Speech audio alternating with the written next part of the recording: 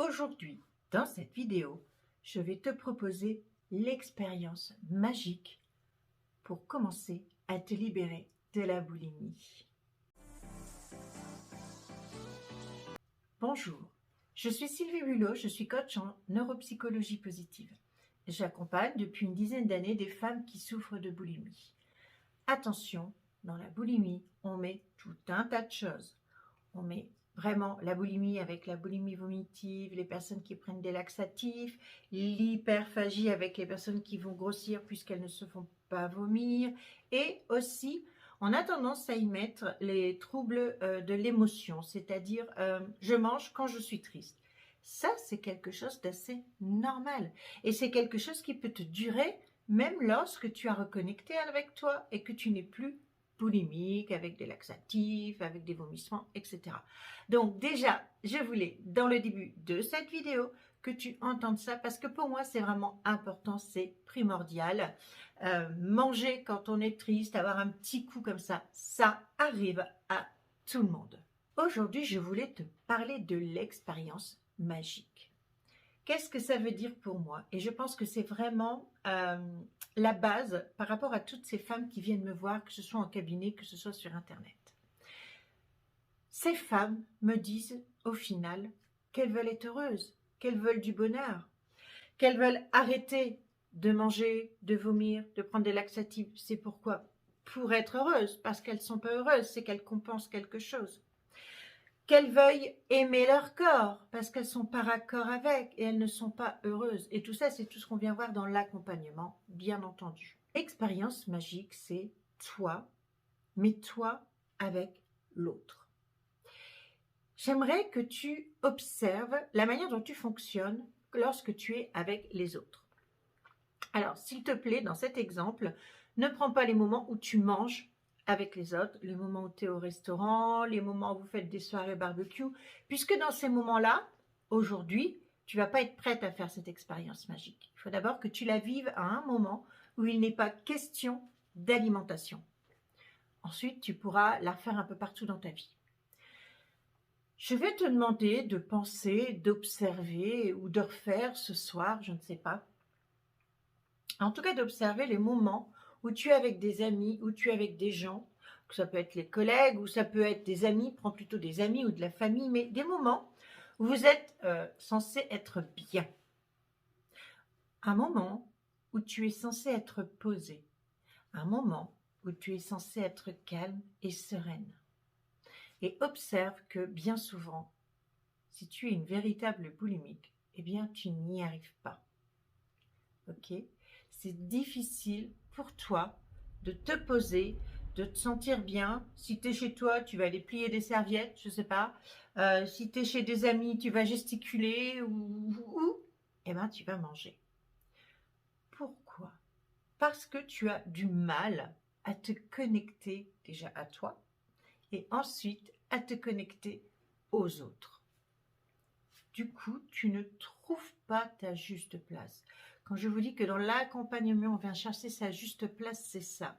C'est arriver à se poser, à se sentir bien partout, sans penser à la bouffe, sans penser ah mais l'autre, qu'est-ce qu'il va penser de moi, sans avoir peur du jugement de l'autre, sans avoir peur d'être rejeté, sans avoir peur de ne pas être aimé par l'autre.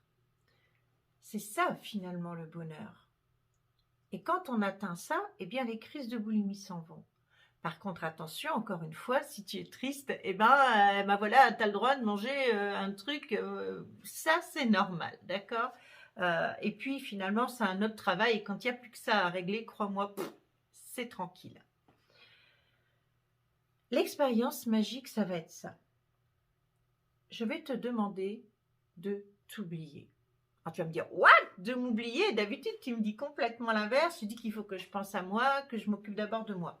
Oui, c'est vrai.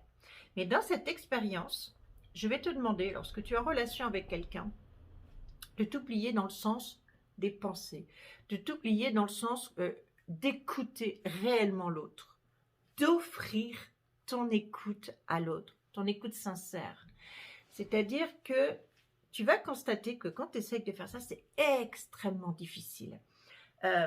tu es en train d'écouter la personne et puis soudain, ça peut faire en toi, alors ce sont des exemples, donc soudain, ça peut faire en toi, ah mon Dieu, j'espère que elle n'est pas en train de penser que je ne vaux rien. Ou voilà, je suis nulle, qu'est-ce que je fous là? Bien souvent, ce sont des pensées assez négatives.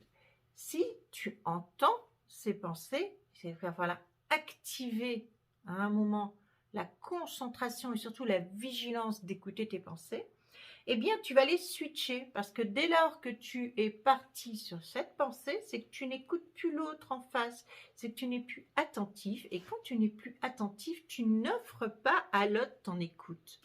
Donc, dans cette expérience magique, je veux vraiment que tu fasses un véritable cadeau à l'autre. Qu'est-ce qui se passe quand on fait un cadeau à quelqu'un? Quand on offre un cadeau, un paquet à quelqu'un, l'autre, il te dit merci, il a les yeux qui brillent, et ce merci te fait du bien, tu aimes quand tu offres je sais pas, un cadeau, un bijou, un livre, j'en sais rien.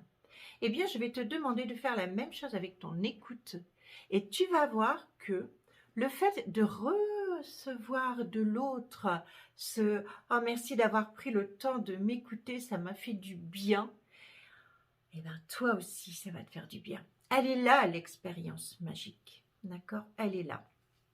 Je sais que c'est pas simple à faire, surtout au début, et que ça va te demander de l'entraînement. Alors, j'ai souvent des personnes qui me disent, si, moi j'écoute toujours les autres.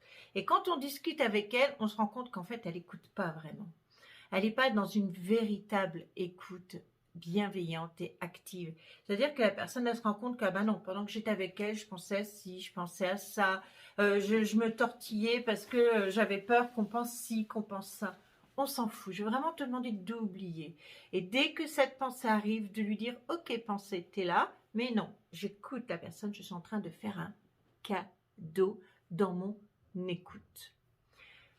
L'écoute bienveillance, l'écoute active, elle fait partie de la communication à l'autre. Et dedans, il y a aussi ces moments de silence. C'est-à-dire que si l'autre est en train de t'exprimer quelque chose et qu'elle finit sa phrase, tu vois, puis que son regard part, l'écoute active, c'est aussi de rester un instant silencieux, tous les deux, peut-être dans une forme de réflexion de ce qui vient de se dire, pour elle, pour toi. Et puis elle va reprendre sa conversation. C'est-à-dire qu'il faut laisser à l'autre son espace, comme tu aimes qu'on te laisse finalement. Il y a une forme d'empathie dans cette expérience magique. Tu vas constater qu'en faisant ça, tu reçois tellement de l'autre. L'autre, à la fin de la conversation, souvent te remercie d'avoir pu poser quelque chose. Alors, je ne suis pas en train de te dire qu'il faut que tu tombes dans je suis une poubelle, je prends tous les malheurs du monde. Hein. Non. Si tu sens que vraiment c'est quelque chose qui, dans ce que dit la personne, que c'est quelque chose qui te fait mal, si la personne elle est en agressivité et qu'elle crie, non, là tu n'acceptes pas. Je te parle dans les moments où on est dans une discussion tranquille, que l'autre exprime quelque chose. Maintenant, cette expérience magique, il faut aussi qu'elle soit réciproque. C'est-à-dire que pour se sentir bien dans la vie, il faut savoir donner et il faut savoir recevoir. Ça ne veut pas dire que c'est dans cette conversation-là même que l'autre va prendre le temps de t'écouter, mais peut-être à un autre moment. Bien sûr, il est question dans tout ça, de trouver le juste milieu et encore une fois la juste place, ça n'est pas un exercice simple et en même temps c'est une expérience. Je veux vraiment que tu vives ça comme une expérience magique de recevoir de l'autre. Fais-le avec tes amis, fais-le avec tes parents, fais-le avec ton conjoint, fais-le avec tes enfants. Il y a des moments avec mes enfants quand ils étaient petits où je leur disais, quand ils me parlaient de leur jeu ou de leur carte Yu-Gi-Oh! Et franchement j'étais incapable de retenir, c'est pas mon univers. Eh bien, tout simplement, je leur disais, chérie, tu as conscience que maman, là, elle ne peut pas tout retenir, hein. Tu le sais, je ne peux pas tout te répéter. Oui, oui, maman, c'est rien, j'ai juste besoin de parler avec toi. Ok, et t'écoutes au mieux. Bon. Mais il y a aussi des moments où ce sont des conversations plus profondes, et là, effectivement, tu es véritablement active dans l'écoute, attentive, et surtout, tu oublies ta petite personne, ton petit nombril, parce que finalement, lorsque tes pensées viennent en disant « Ah mon Dieu, pourvu que j'ai pas de la salade entre les dents », tu vois, le genre de truc qui peut nous venir des fois. T'es sur toi, à ce moment-là, c'est une forme de nombrilisme. Et c'est ok parce que finalement, ton ego, lui, cherche à te protéger. Et je veux que tu le balayes l'espace d'un instant, l'espace d'offrir à l'autre ton écoute. Et quand on offre son écoute à l'autre, on offre son amour finalement à l'autre. Et on a besoin d'être connecté à l'autre. Je sais que pour beaucoup d'entre vous, l'autre, c'est tout un univers. Alors, commence avec des gens avec qui tu te sens à l'aise, quelqu'un qui va pas te dire des choses trop lourdes à porter, et ça peut être même au travail avec quelqu'un qui veut te parler d'un projet, ok? Mais essaie vraiment de mettre ça un maximum dans ta vie. Tu vas constater dans cet exercice-là, je te demande vraiment d'être dans l'observation, c'est un exercice magique, mais aussi un exercice très fatigant au début, avant que cela ne devienne une habitude. Parce que tu vas voir qu'à force de le faire, tu vas le faire de plus en plus naturellement et ça va devenir une habitude et ça va devenir léger. Et là, tu vas commencer à rentrer dans des belles relations avec les autres et avec tout le travail à côté que tu auras fait, bien sûr, ta boulimie va disparaître. Donc, je sais donc que pour vous, l'autre, c'est quelque chose de compliqué. Et ça l'a été très longtemps pour moi. Et tu vas te rendre compte que dans cette conversation, tu vas avoir tendance à dire « Ah oui, moi aussi !» Tu sais, quand la personne te dit je sais pas, je suis allée balader mon chien, je sais pas si c'est une image qui me vient, peu importe. Je suis allée balader mon chien, oh puis il a fait le foufou, c'était génial. Et toi tu vas dire ah bah oui moi aussi j'aime bien quand je promenais mon chien, il fait le foufou, c'est des moments que j'adore. La personne elle attend pas ça. Est-ce qu'elle attend vraiment quelque chose? Mais on a cette tendance naturelle à dire ah oui moi aussi moi je. Et dès que tu constates ça, juste rigole intérieurement et reprends-toi et laisse la personne exprimer. On a cette tendance aussi quand on n'est pas à l'aise avec soi, et la boulimique n'est pas à l'aise avec elle, à couper, à la ramener, tu sais, comme on dit, ou parfois, ça peut être aussi l'inverse, je vois des femmes qui se mettent complètement en retrait et qui ne disent plus rien. Ça, c'est pas de l'écoute active non plus, d'accord? C'est pas parce que la personne ne parle pas qu'elle est en écoute active. Donc, si ça te concerne, si tu fais partie des personnes qui se mettent en retrait, qui ne disent plus rien, eh bien, tu vas prendre ce temps d'avancer ton corps. Je veux vraiment que tu le fasses avec ton corps, d'avancer ton corps et de tendre ton oreille à l'autre. Fais-le avec ton corps et fais-le, voilà, vraiment, tu es attentive à l'autre. Tu n'es pas comme ça en train de prendre tout ce qu'on te dit. Non, tu es attentive à l'autre. D'accord? Donc, je veux vraiment que tu fasses cette expérience magique parce que tu en ressens tellement de belles choses. Et puis, mets-toi vraiment dans cette position de j'offre. J'offre mon écoute et tout comme quand j'offre un cadeau, bien souvent, je reçois ce remerciement. Alors, il n'est peut-être pas dit sous forme de mots de merci, hein, on est d'accord, mais je reçois de l'autre quelque chose qui me connecte à l'autre, qui me connecte à l'autre. Je sais que c'est difficile pour vous de vous connecter à l'autre, donc essayez de commencer par l'écoute, un peu à la fois. Et des fois, vous y arriverez mieux quand on est plus fatigué ou quand on est en période de règles, quand on est un peu chafouin, c'est un peu plus difficile. Donc, fais cette expérience magique, mets-toi dans les bonnes conditions pour la commencer et refais, répète. Tu m'entendras toujours dire, l'apprentissage passe par la répétition et rien ne résiste à la répétition. C'est le secret, c'est la base de tout et c'est la base aussi pour t'en sortir au niveau de tes compulsions alimentaires, au niveau de ta boulimie. Je parle encore une fois de la vraie boulimie, celle que tu fais parce que tu ne sais pas faire autrement et pas juste parce que tu es un petit peu triste.